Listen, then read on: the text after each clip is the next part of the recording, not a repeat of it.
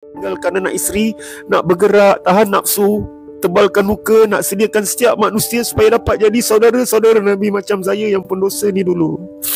Betul ke kita cinta Nabi, tuan-tuan? Tuan-tuan sendiri boleh lihat, tengoklah tengah-tengah malam nanti, pukul 12 tengah malam ke atas, berapa ramai yang buat live, semua buat live nak cerita pasal keaiban, seorang demi seorang luahkan perasaan di TikTok. Kenapa perasaan tu kita tak mengadu kepada Allah SWT? Apa manfaat kita dapat jika kita dedahkan dekat TikTok? Cerita luahkan hati kita. Di mana Allah dalam hati kita ketika itu, tuan-tuan? Sedangkan Nabi SAW kita sampai dipukul, dicaci, dipanggil gila, semata-mata nak ajar kita satu kehidupan. Wa'mur ala kabis solah warstabir alaiha la nas'aluka rizqa nahnu narzuquk wa akibatul taqwa. Perintahkanlah keluarga kamu untuk bersolat.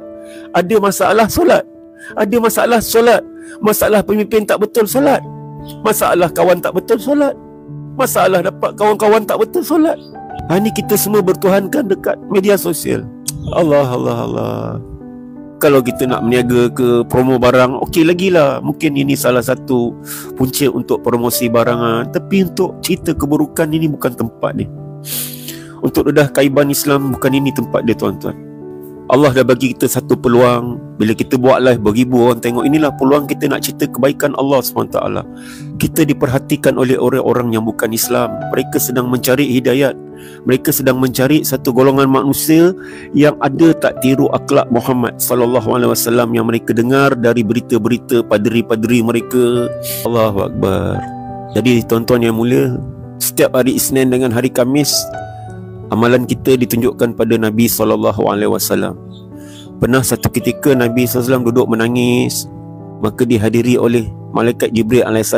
Ya Muhammad, ya Rasulullah kekasih Allah, kenapa kamu menangis? Aku risau akan umatku setelah ketiadaan aku. Umat yang mana?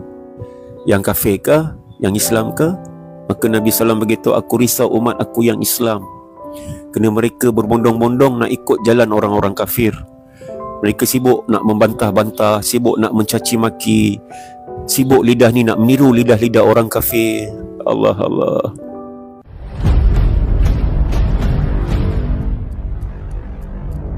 TV Gelisah Bangkit.